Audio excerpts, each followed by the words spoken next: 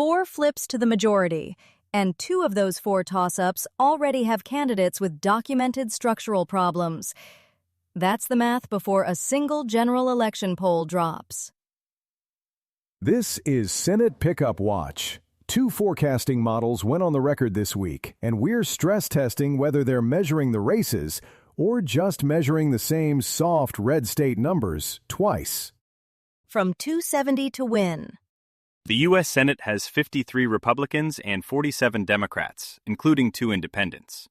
There are 35 seats up in 2026, including special elections in Florida and Ohio, of which 22 are held by Republicans. Democrats can retake control with a net gain of 4 seats. 270 to win puts the math right up top. 35 seats up, 22 of them Republican-held. Democrats need a net 4 to flip control. That's the filter I want to run everything through today, because 4 sounds doable until you start subtracting.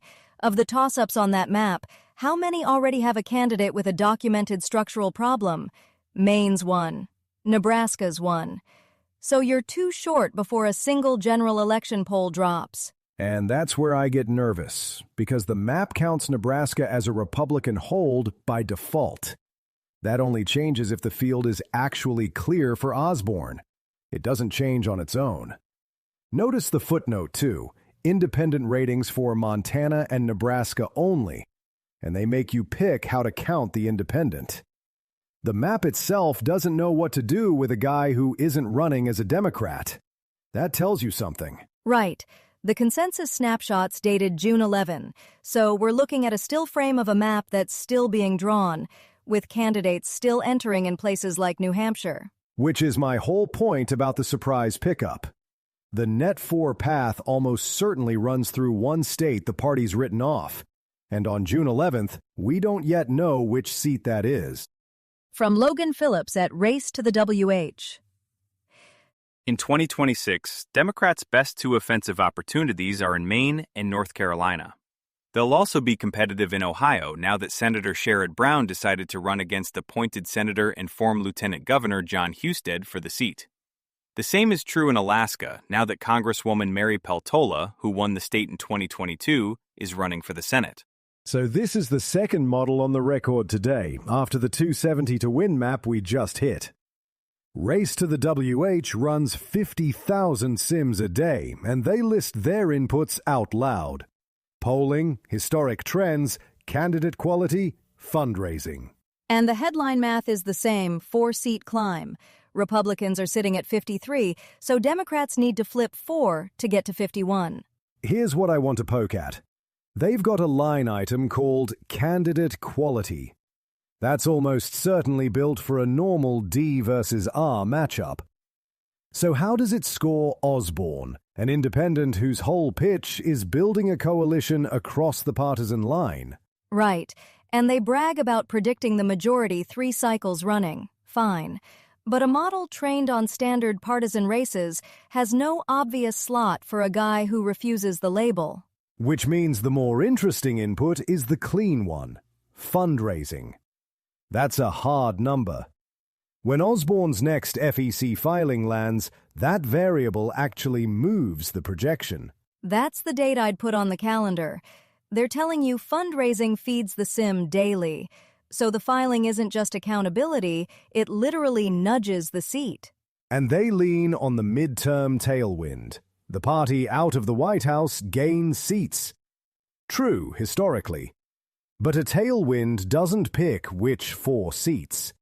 The map still has open candidate entry questions in at least one state. Run the 4-seat filter through what we already know, and it gets uncomfortable fast.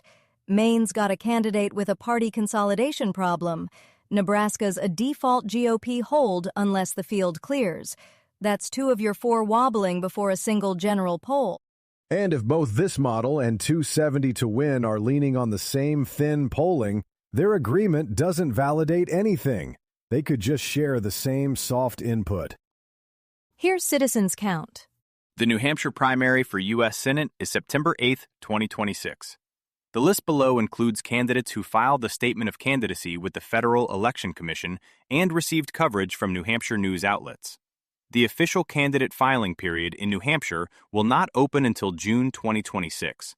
Some of these candidates may drop out of the race before then. New Hampshire's an open seat. Shaheen's retiring, so there's no incumbent to dislodge.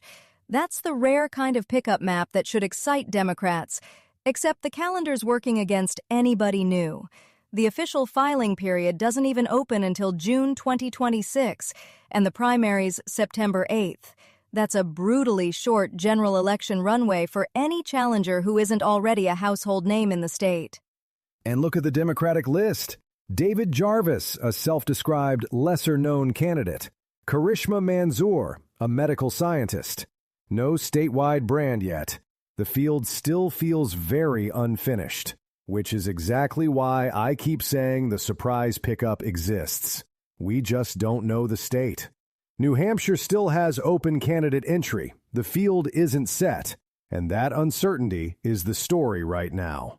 Yeah, but here's where my alarm goes off. A late primary plus a no-name recruit is exactly the setup where the DSCC parachutes in a marquee name late and calls it a strategy. Compressed window, no time to build a ground game. And New Hampshire isn't Nebraska or Montana. It's a genuinely different electorate. If anyone tries to run the same playbook across all three, that's how Democrats fumble a seat that's sitting right there. If Senate Pickup Watch helps you follow the map, take a moment to subscribe and leave a review wherever you're listening. It really helps other people find the show and stay plugged in, too. What we're watching next. New Hampshire's U.S. Senate primary is scheduled for September 8th, 2026. We've put links to every story from today's briefing in the show notes. So if one of them's worth a closer read, that's the place to start. That's Senate Pickup Watch for today. This is a Lantern Podcast.